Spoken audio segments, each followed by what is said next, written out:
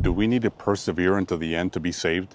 A common text taken out of context by people is Matthew 24, verse 13, where it says, "But he that shall endure unto the end, the same shall be saved."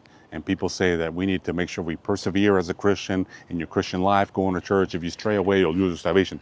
But what is this verse talking about? What is chapter 24 of Matthew talking about? Is it spiritual salvation or is it physical salvation? Because if you go back 10 chapters in Matthew chapter 14, when Peter was walking on water, then he doubted and he was going into the water, he asked Jesus to save him. And what was he referring to? He was referring to his physical life being saved, but now drowning in the water. So the same thing with this chapter. Because if you look at verse 14, it says, "And this gospel of the kingdom shall be preached in all the world for a witness unto all nations, and then shall the end come.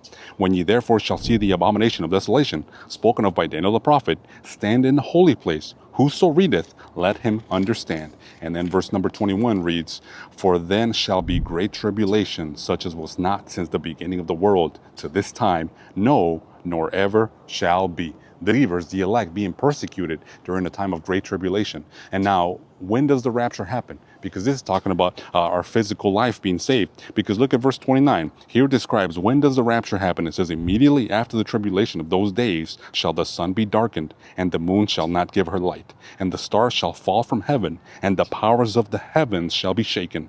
And then shall appear the sign of the Son of Man in heaven. And then shall all the tribes of the earth mourn, and they shall see the Son of Man coming in the clouds of heaven with power and great glory. And he shall send his angels with a great sound of the trumpet, and they shall gather together his elect from the four winds, and from one end of heaven to the other." So if you compare Matthew 24, this section, with Revelation 6 and Revelation 7, you see that the rapture happens after the tribulation, but right before the wrath is poured out. And then Revelation 7 talks about a great multitude in heaven in white robes that came out of great tribulation. So those are the saved. So this is not talking about you maintaining your spiritual salvation. Salvation is 100% guaranteed in the blood of Jesus Christ.